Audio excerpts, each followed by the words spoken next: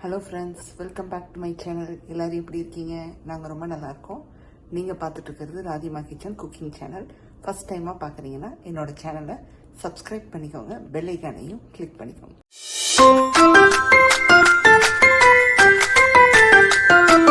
இன்றைக்கி நம்ம சேனலில் சூப்பரான ஒரு 2 ரெசிபி பார்க்க போகிறோம். என்னங்கிறது உள்ளே போய் பார்க்கலாம். வீடியோவை ஸ்கிப் பண்ணாமல் பாருங்கள். இன்றைக்கி வந்து பார்த்திங்கன்னா காலையிலேருந்தே சரியான வேலைங்க.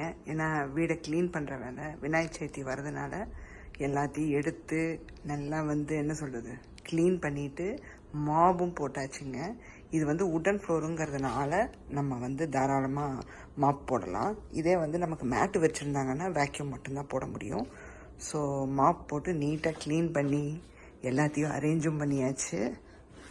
ஸோ ஃபுல்லாக பண்ணியாச்சுங்க. கிச்சனையும் க்ளீன் பண்ணிட்டேன். ஸோ அப்படி உள்ள போகலாம் வாங்க. ஸோ இதான் கிச்சன், உங்களுக்கு தெரியும். ஸோ அடுப்பையும் சுத்தம் பண்ணி விட்டுட்டேன். இன்னும் 2 நாளில் நமக்கு சனிக்கிழமை விநாயகர் சதுர்த்தி வருது. இன்றைக்கி பார்த்திங்கன்னா புதன்கிழமை. ஸோ சமைக்கிறதுக்கு முன்னாடி உங்களுக்கு இதை காமிக்கணும்னு தோணுச்சு எனக்கு. ஸோ இந்த சைடு மட்டும் இன்னும் பண்ணலை. சாமி ரூம் மட்டும் பாக்கி இருக்குது. நாளைக்கு சாமி ரூமை நான் ரெடி பண்ணிடுவேங்க. வியாழக்கிழமை எல்லா சாமியும் எடுத்து நீட்டாக க்ளீன் பண்ணி மஞ்சள் குங்குமம் வச்சு விட்ருவேன். ஸோ இன்றைக்கி இந்த வேலையெல்லாம் முடிச்சாச்சு.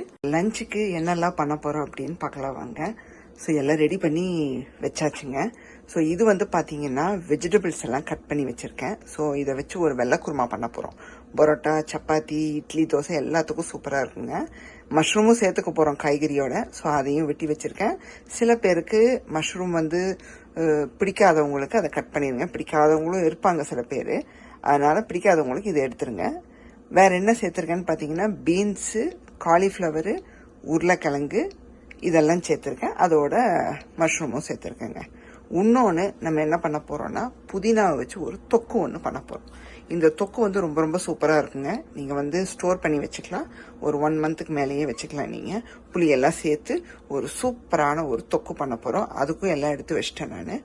ஸோ ஃபஸ்ட்டு இதை பண்ணிவிட்டு அதுக்கப்புறம் இந்த குருமாக்க போகிறோம். இது டக்குன்னு பண்ணக்கூடியது, ஈஸி ரெசிபி. பண்ணக்கூடிய அந்த புதினா தொக்குக்கு என்னெல்லாம் தேவைங்கிறது பார்த்துடலாங்க. ஸோ இந்த புதினா பார்த்தீங்கன்னா ஃப்ரெஷ்ஷு புதினா. மோஸ்ட்லி புதினா இங்கே விலை அதிகம் தாங்க. $3 மேலே தான் போட்டு வச்சுருப்போம். மேக்ஸிமம் $3 இருக்கும். எப்பயாச்சும் ஒரு டைம் தான் நமக்கு 3க்கும் கம்மியாக கிடைக்கும். அப்போ என்ன பண்ணுவேன்னா 1க்கு 2 கட்டு கூட வாங்கி வச்சுப்பேன். எனக்கு ரொம்ப பிடிக்கும் எதுலையாவது போட்டு சமைக்கிறதுக்கு. ஸோ அதில் இப்போ பார்த்தீங்கன்னா இதில் 2 கட்டு புதினா வாங்கினது. அதில் ஒரு 2 கையளவு நான் போன வாரம் சட்னிக்கு எடுத்து யூஸ் பண்ணிவிட்டு மீதி 1.5 கட்டு அப்படியே நான் என்ன பண்ணியிருக்கேன்னா வாஷ் பண்ணி தண்ணியை நல்லா ட்ரெயின் பண்ணி எடுத்துட்டேங்க. இந்த மாதிரி ஒரு டிஷ்யூ ரோலில் நல்லா தண்ணியை வைப் பண்ணி எடுத்துட்டேன். ஸோ தண்ணி மோஸ்ட்லி மேக்ஸிமம் இருக்கக்கூடாது, அதை பார்த்துக்கோங்க. 1.5 கட்டு புதினா. இது கூட வேறு என்னெல்லாம் தேவைன்னு பார்த்தீங்கன்னா பூண்டு, ஒரு 7 பல்லு பூண்டு தோலோடு எடுத்துக்கோங்க. சீரகம் பார்த்தீங்கன்னா இந்த சின்ன ஸ்பூனில் 1 ஸ்பூன் எடுத்திருக்கேன். அதே அடுத்ததாக தேவைப்படக்கூடியது தனியா பார்த்தீங்கன்னா இந்த ஸ்பூனில் பெரிய ஸ்பூன், இந்த டேபிள் ஸ்பூனில் நான் 2 ஸ்பூன் எடுத்திருக்கேன். அதுக்கப்புறம் புளி பார்த்தீங்கன்னா நான் ஒரு கோலி குண்டு சைஸ் எடுத்திருக்கேன். என் புளி நான் வாங்கின புளி கொஞ்சம் போட்டாலே உரப்பு அதிகமாக இருக்கும். அதனால நான் கோலி குண்டு சைஸுக்கு எடுத்து சுடுதண்ணியில் கரைச்சி அதில் உள்ள அந்த நார் கொட்டையெல்லாம் இருக்கும் எல்லாத்தையும் நீக்கி நல்லா இந்த மாதிரி நான் கரைச்சே வச்சுட்டேன். இதை ஊற்றி தான் அரைக்க போகிறோம். அப்புறம் காஞ்ச மிளகா காரத்துக்கு எடுப்பேன். நான் 5 காஞ்ச மிளகா எடுத்திருக்கேன். இதை போட்டு தான் நம்ம 5லேருந்து 6 கூட எடுத்துக்கலாம். நீங்கள் இந்த புதினா எவ்வளோ எடுக்கிறீங்களோ அதுக்கு தகுந்தவாறு எல்லாம் சேர்த்துக்கோங்க. அண்ட் இது குக் பண்ணும்போது உங்களுக்கு அப்படியே சுருங்கிடும், குவான்டிட்டியும் கம்மியாயிரும். ஸோ எல்லாமே பார்த்து சேர்த்துக்கோங்க. இரும்பு கடாய் வச்சுருக்கேன். இதில் தான் ஃபுல்லாத்தையும் வணக்கி எடுக்க போகிறேன். ஸோ இப்போ அதில் நல்லெண்ணெய் சேர்த்துக்கலாங்க. 1 டேபிள் ஸ்பூனுக்கு. இதில் நல்லெண்ணெய் தான் நீங்கள் ஃபுல் அண்ட் ஃபுல் சேர்க்கணும். அண்ட் 2வது அது டேஸ்ட்டும் கொடுக்கும், சூப்பராகவும் இருக்கும். நல்லா சூடாயிடுச்சுங்க. இப்போ சீரகம் சேர்த்துக்கலாம். இது கூடயே தனியா சேர்த்துக்கலாம். இது கூடவே காஞ்ச மிளகாய் சேர்த்துக்கலாங்க. எண்ணெய் சூடானதுனால நான் பேக் டு பேக் எல்லாத்தையும் ஒன்றா சேர்க்குறேன். நீங்கள் ஒன்றொன்னா கூட வறுத்துக்கலாம். நல்ல எண்ணெய் சூடாகி இந்த புகை வர ஆரம்பிச்சது ஸ்லோ பண்ணிடுங்க. ஸ்லோ பண்ணிடுங்க அடுப்பை. பொறுமையாக இதை பொன்னிறமாக வதக்கும். பார்த்தீங்கன்னா காஞ்ச மிளகா எல்லாமே வந்து நல்லா வதங்கிடுச்சு. இப்போ வந்து பூண்டை சேர்த்துக்கிறோங்க. தோலோட சேர்த்துக்கோங்க, அப்பதான் நல்லா இருக்கும்.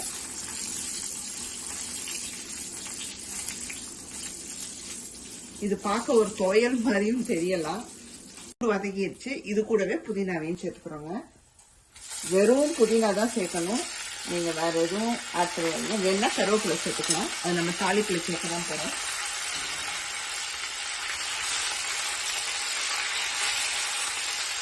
உங்களுக்கு வந்து டக்குன்னு சுருங்கிடும் புதினா, அப்படியே ரெடியூஸ் ஆகிடும்.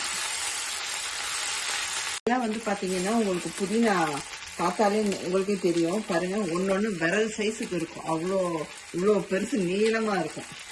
எனக்கே டவுட்டா இருக்கும் இது புதினா தானா அப்படின்னு. ஆனா ஸ்மெல் வந்து ரொம்ப நல்லா இருக்கும். நான் வந்து புதினா வந்து பாத்தீங்கன்னா வாங்கிட்டு வந்ததுமே இந்த மாதிரி கிள்ளி இலையை மட்டும் கிள்ளி ஒரு டப்பால போட்டு வச்சுருவேன். ஸோ அட்லீஸ்ட் உங்களுக்கு ஒரு வாரத்துக்கு உங்களுக்கு அந்த இதாகாமல் இருக்கும். டிஷ்யூ பேப்பரில் ரேப் பண்ணி வச்சுட்டீங்க.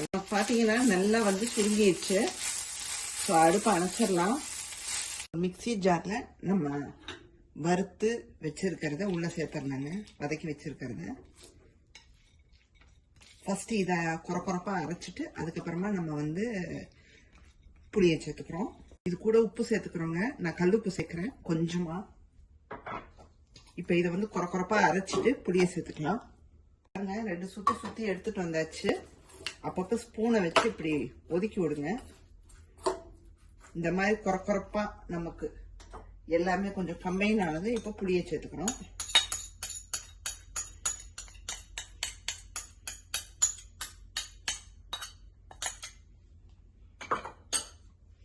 இப்போ முக்காவாசி அரைச்சுக்கிறோங்க. ரொம்ப வலுவலுப்பா கொண்டு போயிடக்கூடாது.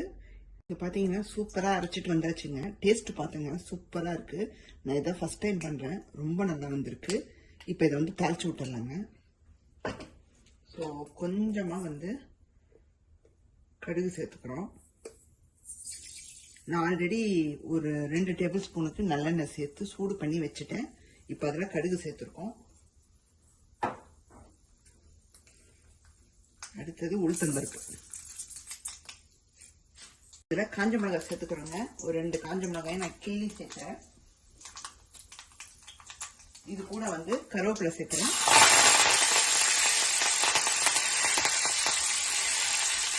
இது கூட பூண்டு சேர்க்கிறேன். சும்மா ஒரு 2 பூண்டை இந்த மாதிரி நீல வாக்கில் கட் பண்ணி வச்சிருக்கேன்.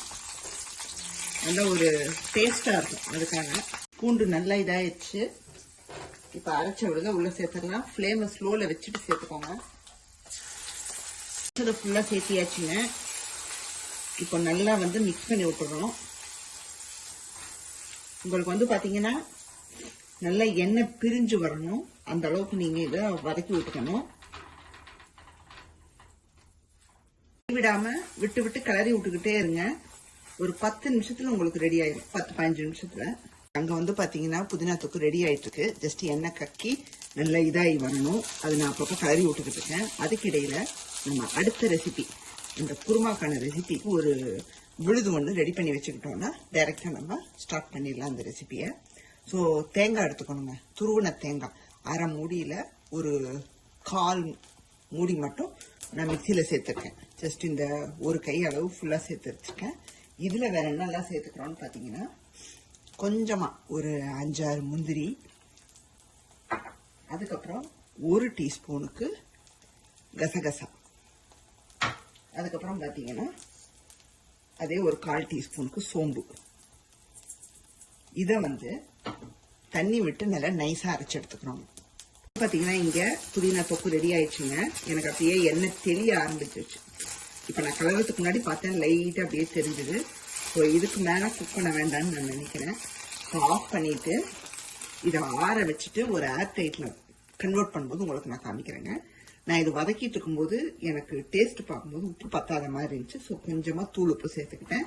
ஸோ உங்களுக்கும் வந்து உப்பு சேர்த்து தான் அரைப்போம். பத்தலைன்னா நீங்கள் சேர்த்துக்கோங்க. பார்த்தீங்கன்னா நம்ம அந்த வெஜிடபிள் குருமாவை பண்ணிடலாங்க. ஸோ நான் வந்து குக்கரோட வெசல் தான் எடுத்து வச்சுருக்கேன். நீங்கள் வந்து அந்த ப்ரெஷர் குக்கர் மாதிரி இருக்கும் பார்த்தீங்கன்னா, அதை யூஸ் பண்ணுறீங்கன்னா அதை வச்சுக்கோங்க. ஸோ இப்போ எண்ணெய் சேர்த்துக்கலாங்க. நார்மல் ஒரு ஃப்ரை ஆயில் ஒரு 2 டேபிள் ஸ்பூனுக்கு சேர்த்துக்கிறோம். ஸோ டக்குன்னு சூடாயிடுச்சு. இதில் வந்து பார்த்தீங்கன்னா ஒரு பே லீஃப் 2 உடைச்சி சேர்க்குறேன். அதுக்கப்புறம் இந்த சினமன் ஸ்டிக்ஸ் கொஞ்சம் சேர்க்குறேன். ஜஸ்ட்டு ஒன்றே தான், அதை இந்த மாதிரி உடைச்சி சேர்க்குறேன். 3 கிராம்பு இதை சேர்த்துட்டு இது கூடவே ஒரு வெங்காயம் நீல வாக்கில் கட் பண்ணி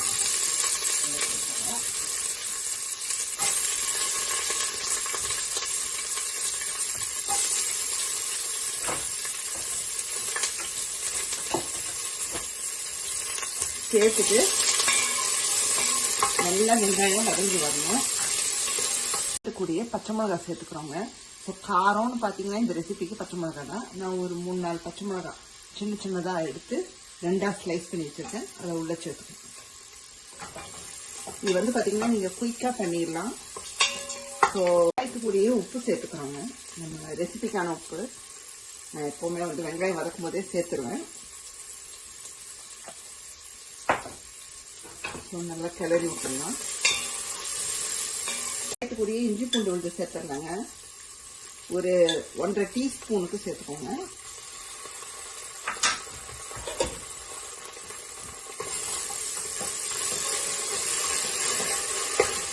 நல்லா வதங்கி வரட்டும், பச்சை வாசம் போகட்டும். நல்லா வதங்கிடுச்சுங்க. இப்போ நம்ம இந்த காய்கறியை சேர்த்துடலாம். உங்களுக்கு என்ன காய் விருப்பமோ சேர்த்துக்கலாம். நான் சேர்த்த இந்த காலிஃப்ளவர், பீன்ஸு, உருளைக்கிழங்கு இதுதான் கிடையாது. வேற ஏதாவது பட்டாணி கிட்டாணி வேணும்னா கூட நீங்க சேர்த்துக்கலாம். கிரீன் பீஸ்ன்னு சொல்லுவோம் இல்லைங்களா, அது கூட சேர்த்துக்கலாம். ஸோ மஷ்ரூம் எல்லாம் ஃப்ரெஷ்ஷாக இருந்துச்சு. சரி போட்டுடுவோம், நல்லா இருக்குமேன்னு சொல்லி அதை நான் ஆட் பண்ணியிருக்கேன். எண்ணெயில் ஒரு 1 மினிட்லேருந்து 2 மினிட் வரைக்கும் நல்லா வதக்கி விட்டுக்கோங்க. ஏன்னா அதுக்கப்புறம் நம்ம அந்த விழுது தேங்காய் விழுது சேர்த்து குக் பண்ணி எடுத்துருவோம். அவ்வளோதான்.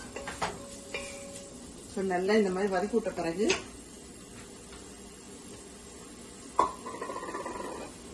நல்லா தண்ணி விட்டு அரைச்சி வச்சிருக்கேன். இது உள்ள சேர்த்துலாம். கன்சிஸ்டன்சி பார்த்தீங்கன்னா உங்கள் விருப்பம் தான். ஸோ எந்த அளவுக்கு வேணுமோ அந்த அளவுக்கு தண்ணி ஊற்றிக்கோங்க. நல்லா தண்ணியாக தான் இந்த ரெசிபி இருக்கும். ஸோ இப்போ உப்பு காரம் எல்லாம் செக் பண்ணிட்டு நம்ம இதை இன்ஸ்டன்ட் பாட்டில் வச்சு விட்டுறலாங்க. நான் ஒரு 5 மினிட்ஸ், ஒரு 4 to 5 மினிட்ஸ் வைப்பேன். நீங்க வந்து குக்கராக இருந்தால் ஒரு விசில் வச்சுக்கோங்க போதும். பார்த்தீங்கன்னா நமக்கு தொக்கு வந்து நல்லா ஆறிடுச்சுங்க. இப்போ ஒரு கண்டெய்னர்ல நம்ம ஷிஃப்ட் பண்ணி வச்சிட போறோம். ஸோ கண்டெய்னருக்கு தாங்க இவ்வளோ நேரம் தேடிட்டு இருந்தேன். ஏன்னா நமக்கு சடனாக ஏதாவது போட்டு வைக்கிறதுக்கு தான் கண்டெய்னர் இருக்காது. ஸோ தேடி தேடி பார்த்ததுல எனக்கு இந்த ஊறுகாய் கண்டெய்னர் கிடைச்சிது. ஆல்மோஸ்ட் முடிஞ்சிருச்சு. ஸோ இதை நீட்டாக வாஷ் பண்ணி கிளீன் பண்ணி இப்போ எடுத்துட்டு வந்தாச்சு. ஸ்மெல் எதுவும் கிடையாது. ஸோ எந்த கண்டெய்னர் யூஸ் பண்ணாலும் நல்லா நீட்டாக வாஷ் பண்ணி க்ளீன் பண்ணிவிட்டு அதுக்கப்புறம் ஃபில் பண்ணி வச்சுக்கோங்க. ஸோ இப்போ நம்மளும் ஃபில் பண்ணிடுவோம்.